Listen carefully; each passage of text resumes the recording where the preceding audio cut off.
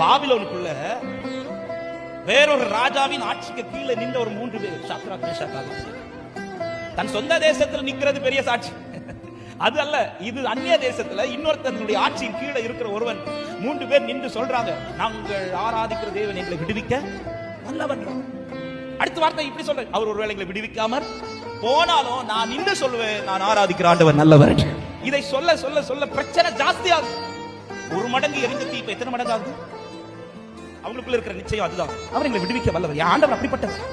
ஆனால் ஒரு வார்த்தை ராஜா கேட்கிற மாதிரி சொல்லுவோம், ஒருவேளை எங்களை விடுவிக்காமற் போனாலும், ராஜாவே நீ 7 மடங்கு இல்ல 7000 மடங்கு தீ போட்டாலும் நான் எல்லாரும் முன்னாடி சொல்லுவேன், நான் ஆராதிக்கிற ஆண்டவர்.